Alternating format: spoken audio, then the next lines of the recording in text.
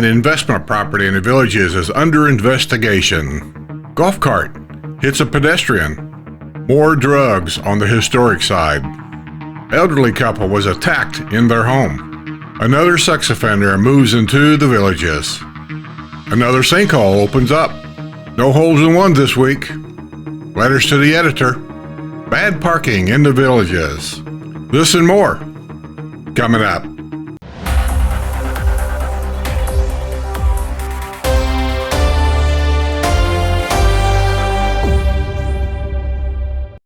And here's a story here that should be a big lesson for all the elderly people living anywhere. An elderly couple is set to describe a terrifying attack which took place in their home in the Villages. The home invasion occurred on June 12th, 2023 in the 7500 block and Southeast 172nd Fieldcrest Street in the village of Calumet Grove. The 91-year-old wife and her 89-year-old husband will be individually disposed Friday in a criminal case against their alleged assailant, 56-year-old Robert Connor II, who continues to be held without bond in the Marion County Jail. The couple had been cleaning up after breakfast when they heard a knock at the front door. The husband, who was confined to a wheelchair due to a broken hip, was in the kitchen with his wife and answered the door, according to a arrest report from the Marion County Sheriff's Department. Connor was at the door, sweating profusely, and asked for water. The wife allowed him in their home and gave him a glass of water. He sat down in the kitchen near the sliding glass door. The former prison inmate asked to use the phone, and the wife allowed him to use their landline. She noticed that he was faking like he was calling someone. When he got off the phone, Connor told the couple he needed gas money. The husband pulled out his wallet, and the wife handed Connor $35. He said it was not enough and began demanding more money. He also asked the couple for their bank account information. He forced the wife into a kitchen chair and tied her arms together with black tape. Connor also used the black tape to secure the husband's arms to his wheelchair. Connor went into the master bedroom and began rummaging through the couple's belongings. He obtained the keys to their car and went into the garage. The wife, whose hands had been taped but had not been secured to the chair, was able to lock Connor out of the home. When Connor jiggled the handle to re-enter the home, he discovered it was locked and kicked in the door. He fled in their white 2006 Cadillac DTS. The car was later recovered. When deputies arrived, they obtained DNA samples that eventually led to Connor. In January, the couple identified Connor in a lineup. A warrant was issued, and he was found later that month and taken into custody. Connor is scheduled to go to trial in November in Marion County Court. Connor was released from prison on December 8, 2022, after serving time on charges of fraud, dealing in stolen property, and being in possession of a weapon following felony conviction. Now, I know after reading that story, and we haven't heard all the story yet, but this is the basic part of what happened. We can see at least 3 or 4 major mistakes that this couple made. And I'm not going to comment on them. You know, I'm not 90, so I don't know how a mind works. But take a lesson from this, people. Just take a lesson, no matter what age you are, actually. In the Villages, in my district anyway, soliciting is not allowed. Somebody comes knocking on my door, I go to that door very cautiously. I look out the window, see who it is. Don't let anybody in your house if you don't know them. That's the lesson I take out of this. A drunk driving suspect has entered a plea in a crash that killed a grandmother in the Villages. Gerald Antonio Palumba, 56 of Bellevue, entered a plea of not guilty earlier this week in Marion County Court, 2 charges of vehicular manslaughter and driving under the influence. He continues to be held at Marion County Jail on a $76,000 bond following his arrest in September. Lisa Marie Kyler, 56, had been driving a Chevrolet van in October 2023 on Bell Mead Circle near Mulberry Grove Plaza when her van was hit by a motorcycle ridden by Palumba. Reports at that time said Palumba ran a red light and crashed into the van, which had a green light. Kyler had been traveling with her 8-year-old granddaughter, who was not seriously injured. Kyler was transported by ambulance to UF Health Spanish Plains Hospital in the Villages. She died from her injuries suffered in that crash. Palumba was also injured and had a lengthy hospitalization. An investigator from the Florida Highway Patrol determined that Palumba had been driving under the influence at the time of the crash. Palumba has a previous DUI conviction. I have no sympathy for a drunk driver at all. throw the book at him. If he's found guilty, throw the book at him and mean it. A golf cart struck a pedestrian Tuesday night at a town square in the Villages. The pedestrian had been crossing the street of Spanish Springs Town Square shortly after 9 p.m. according to a preliminary accident report from the Lady Lake Police Department. The pedestrian was hit by the golf cart, which had been eastbound on Alonzo Avenue at the intersection of Del Mar Drive. The pedestrian suffered non-incapacitating injuries. The pedestrian and the driver of the golf cart were both transported by ambulance by the Village's Public Safety Department to UF Health Spanish Plains Hospital. The golf cart driver was cited for failure to use due care toward a pedestrian. A DUI investigation is pending. The report did not identify the pedestrian or the golf cart driver. In August, a 77-year-old villager was struck and killed while crossing the street at Lake Sumter Landing. Do I have to keep repeating myself? Be careful out there. A sex offender from Illinois has moved into a home in the Villages. Why not?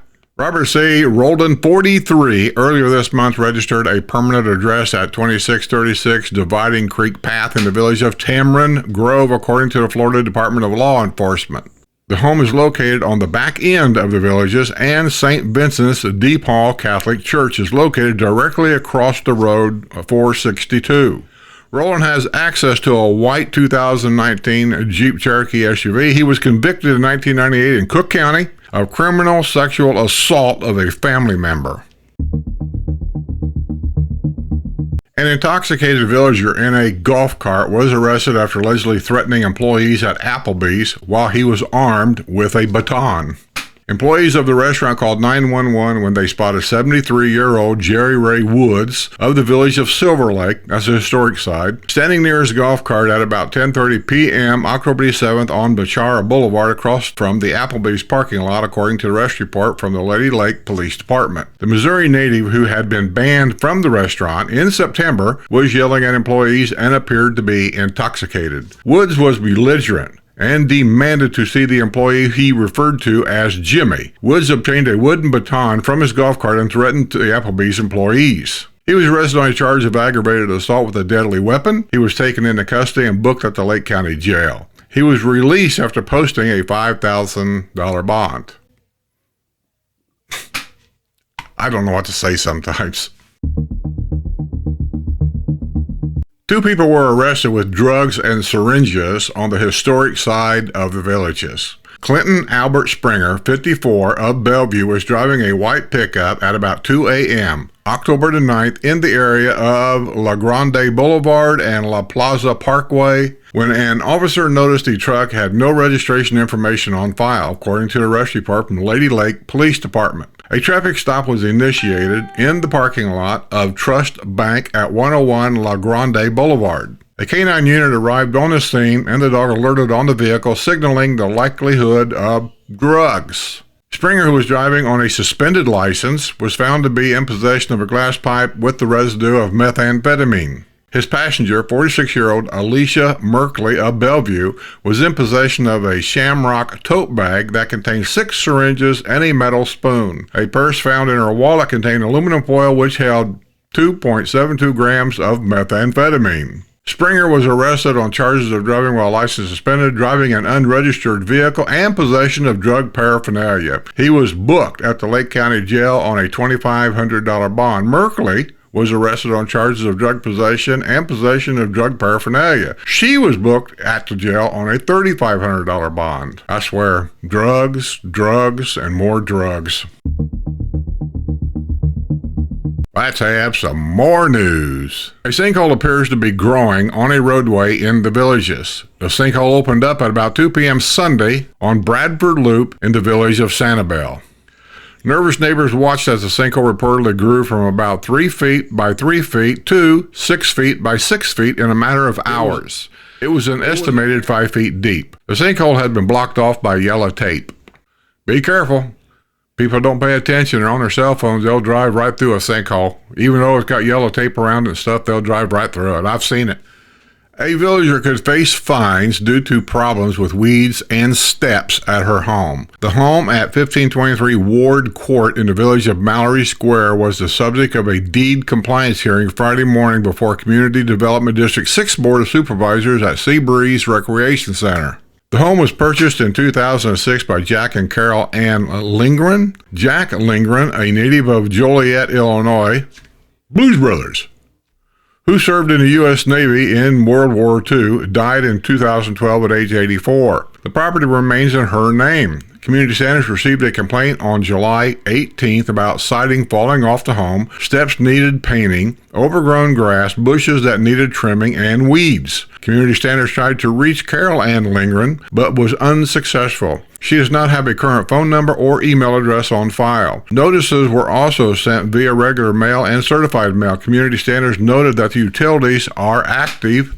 And during Friday's hearing, a representative of Community Standards reported that the siding has been repaired, the bushes are trimmed, and the grass has been mowed. However, the problems remains with regard to the steps and overgrown weeds. The board agreed to give the homeowner 7 days to take care of the weeds and 30 days to address the problem with the steps. If the property is not brought into compliance, fines will be imposed. I can just about picture in my mind what's going on, and I'm sure you can too. Mom's up in age. She's up north. Daughter, son's probably taking care of her. They don't know what needs to be done down here. They don't know anything about our deed restrictions until they get notified, and then it sounds like they make phone calls right away to get things done. So, I'd cut these people some slack myself. The Amenity Authority Committee has voted to expedite a $1.28 million replacement of a failing heating and air conditioning system at the La Hacienda Recreation Center. The system is struggling. It's past its life expectancy. Herschel Wiley of District Property Management told members of the AAC during the meeting Wednesday at Savannah Center. A low bidder for the project was Cortez Heat and Air Conditioning Incorporated. The members of the AAC had many concerns about the project, which will necessitate a 90-day closure of the La Hacienda Recreation Center. They wanted assurance that the La Hacienda Recreation Center would not be closed at the same time as Paradise Recreation Center, which is to be torn down and rebuilt. Wiley and other members of district staff promised the recreation centers will not be closed at the same time. By the way, you can see that recreation center back there, I think. In my mind, that has got to be one of the nicest and prettiest architectural buildings of all the recreation centers we have from the outside. Inside is showing a little bit of age. Look at that outside. I remember the day that there used to be outside concerts right there, and you could sit on the other side of the lake, bring your own chair, and you could listen to all that. They don't do it anymore, but those were the days. AAC Chairman Donna Kempa noted that the La Hacienda Recreation Center is slated for a total renovation in the 2026-2027 fiscal year. She questioned whether the heating and air conditioning system work could be incorporated into the renovated project. She was told the heating and air conditioning system is in danger of failing and needs to be addressed sooner than 2026 and 2027. Wiley said La Hacienda Recreation Center will be renovated and will not see the type of demolition and rebuilding that is planned for the Paradise Recreation Center. AAC member Don Deacon, the longest-serving member of the committee, which oversees amenities north of County Road 466, said he is worried that the money for the heating and air conditioning system could be wasted if it turns out La Hacienda needs to be demolished and rebuilt. We have approved things before and we have gotten burned. I don't want to see it happen again, Deacon said. None of us do. Well, you're talking about over $1 million for a year and then have to tear the building down. The AAC voted 5-1 to move ahead with the replacement of the heating and air conditioning system, with Deacon casting the lone dissenting vote. I'm kind of with Deacon on this. If that's going to be torn down in just a year or renovated in just a year, they don't know about being torn down yet, but in just a year, I can see a couple of things you can do here. One is have the building inspected. Somebody that knows what they're doing here. 2, can we temporarily do something to this air conditioning thing here just to get it to go another year and then deal with it later? I don't know anything about it, but these are things that I would at least check into, right? Hello, Porch Sitting crew. This is Craig Morrison. As you can see, I've joined Skip and Sue a few times in porch sitting, and then even before that, the Wednesday Night Live crew. I wanted to bring to you today just some information, especially of those of you who are celebrating a birthday within the next year. Happy birthday, first of all. As you can see, there's a few things that you may relate to here. One is a birthday card, one is an overstuffed mailbox, and one is a headache. And I want to just tell you that one of those can be alleviated in working with me. These are the things that usually happen when the response people have. They're scared to death, they raise a white flag and surrender, or they ask for help. And that's what I'm here for. If you were born in 1959, basically you are or should be getting ready for Medicare. 3 months prior to your birth month itself, and 3 months afterwards is actually your initial enrollment period. I always recommend that people go ahead and take care of things 3 months prior to your birth month. And the first step in that journey is actually applying for Medicare Part B. These are the things that we look at and the transformation that occurs. So you see the guy on the left, kind of grumpy, looking around, got Medicare on the wall, knows he needs to do it, but doesn't know where to start. And then you got the guy after they've met with me that's very happy and satisfied with what's going on. It's not just males that get confused, also females. So again, if you are like a deer in the headlights and are just getting a headache from going through all that material you get, and you want to be this happy lady on the right, just give me a call. And then, of course, couples, sometimes simultaneously or within months of one another, they have the same 65th birthday. We can do the same for couples in regards to that. That is what I have to share with you today. I just wanted to let you know that there is a resource out there. That's me. And I am more than willing to answer any and every question you have so that you understand this process. Just remember, my consultations are always free. I look forward to hearing from you. A new retailer is reportedly coming to Spanish Springs Town Square. Women's clothier J. Jill has obtained a permit for renovation of existing space at 1158 Main Street in Spanish Springs. The work is expected to begin in November. J. Jill began in 1959 as one specialty store in the Berkshire of Massachusetts and evolved into a direct catalog business. 40 years later, in 1999, J.Jill opened its first retail store in that same year, launched an e-commerce site. The company now operates more than 200 stores nationwide. J.Jill has numerous stores in Florida, including Boca Raton, Naples, Sarasota, Palm Beach Gardens, and Tampa. Well, there you go. It's a definite coming to the villages now because they have their permit for renovation. Ladies?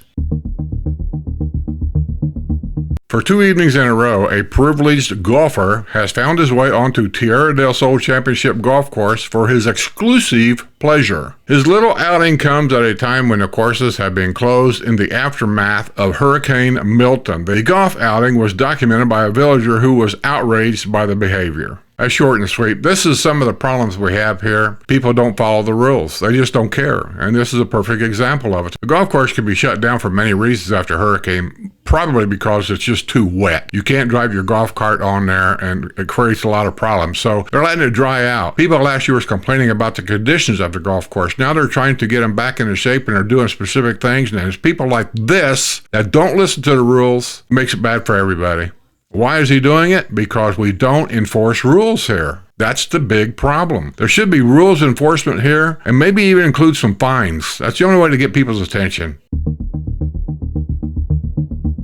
A problem with weeds has apparently been ignored by a villa owner living outside the villages. The weeds at the home at 2363 Pine Ridge Street in the Oak Bend Villas in the village of Tall Trees were the subject of public hearing Friday before the Community Development 6th Board of Supervisors at Seabreeze Recreation Center.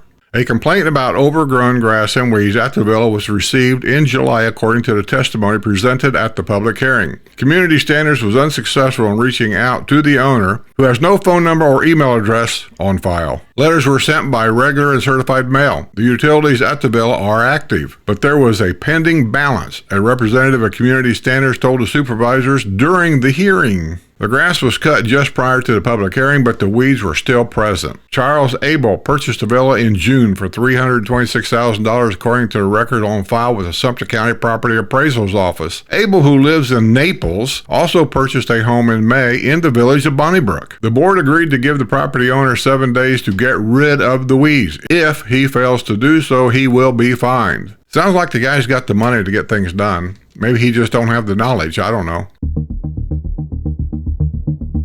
A stalemate on what to do about unwanted fishermen in the villages has been complicated by a supervisor's resignation. For months, the Community Development District 10 Board of Supervisors has been hearing from residents in the village of Hillsboro who are concerned about outside fishermen at the pond in the Nance Run area. CDD-10 Chairman John Miller, during Thursday's board meeting at Seabreeze Recreation Center, reminded his fellow supervisors that enforcement has been at the heart of the problem. Enforcement. It's almost a joke. You guys ain't got the balls to enforce nothing except, well, if you don't mow the grass, we'll have to fine you for that. That's how much authority you got. He said the fishermen are coming from outside the villages. No one has the authority, or wants to take the authority, to ask them for identification to show they are residents, Miller said. Isn't that funny? Go to the swimming pool, they come by and they want to see your ID. Go to the rec center, they want to see your ID. But if there's some outsiders fishing here illegally, well, we can't ask for their ID. This is the hypocrites we got running this place. He said if the fishermen trespass on homeowners' private property, the homeowners have the right to contact law enforcement. However, district property is another matter. In other words, they're pointing the finger. This is all they do around here. Well, if they get on your yard, you can call the police over there, because they have authority. We don't really have authority. CDD-10 members have debated putting up signage, but without enforcement to back it up, the signage would likely prove to be ineffective. Well, how do you know that?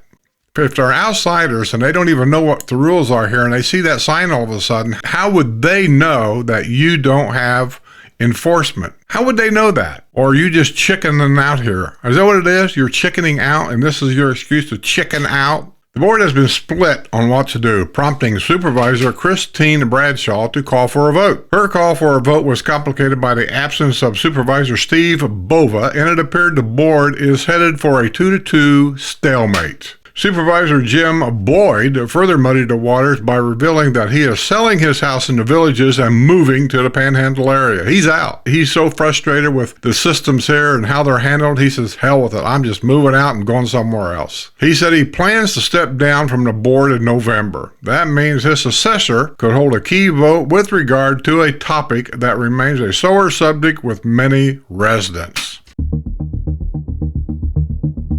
A woman was arrested at Walgreens in the villages after a tirade over a medical copay responsibility. Sumter County Sheriff's deputies were called at about 2:30 p.m. Wednesday to investigate a reported disturbance at the Walgreens at Spanish Plains Plaza. When the deputies arrived, store personnel directed them to a patient treatment area where 39-year-old, I'll put her name in the picture, I can't pronounce it, of Miami, was found according to an arrest report. Lannis had been informed that she would have to pay the cost of a medical copay in order to receive medication. She became angry and began shouting profanity. She was ordered to leave the premises but refused. Lannis threatened to throw medical equipment around and began video recording with her cell phone. Even when deputies told her she would be required to leave Walgreens, she remained defiant. Is she from this country? There's a reason I asked that. She was arrested on a charge of trespassing and booked at the Sumter County Detention Center. Okay, reason why I asked that, and I wasn't making fun, years ago when we had the great Cuban migration in Miami, they came over. I happened to be a truck driver at that time, and I was in Miami running around when they were having all kinds of riots down there because the Cubans were rioting because, coming from a communist country, the government paid for everything for them. The water, electric, all that stuff. They never had to pay for it. So when they came here, they were totally shocked that they had to pay for electricity, had to pay for things that they've never had to pay for. And it created riots down there. I can remember that. So that's why I asked if she's from this country. How about a couple letters to the editor? Current hysterical claims that carbon emissions are a singular culprit for climate warming and that man can manage them on a global scale is ludicrous. Provable, repeatable scientific conclusions about long-term weather climate conditions are virtually impossible to arrive at. There's no repeatable scientific way to model the constantly changing interactions and effects of the sun, El Nino, La Niñas, the moon, and the earth. Some misguided scientists have allowed hubris and greed to overwhelm their common sense. These 5 phenomena can neither be predicted nor controlled by man. Only God can do that. That's sent in by Robert Moore Sr. from the village of Rio Grande. Well, thanks, Robert. I agree with you. I've always said this so-called climate control thing is a bunch of people that's in power to make money. And they're making all this stuff up to make money. You're not going to do anything about it. To the editor, many people claim we need undocumented immigrants to fill our employment needs. Recently said again by Bill Clinton. They think this helps the economy. How many murderers and rapists do we need? How much immigrant work does it take to justify one life, one rape victim? Do we even consider the cost of educating non-speaking immigrant children? Consider the medical costs. Consider the housing costs. Ask the taxpayers of sanctuary cities how much it costs for this cheap labor. What is the cost of violent gangs? The cost of just one terrorist. We need immigration, and properly vetted, honest, educated, hardworking people would be an asset. This can be accomplished, but not with those in charge who turn a blind eye to the truth. That's sent in by Max Coffey from the village of Pine Hills. Well said, neighbor. To the editor, there is no way I'm going to be feeling sorry for an illegal immigrant. They broke the law. Don't tell me Americans are refusing jobs. They are cheap labor. Shame on the companies that hire them. That's sent in by Sandy Cruddy from the village of Glenbrook.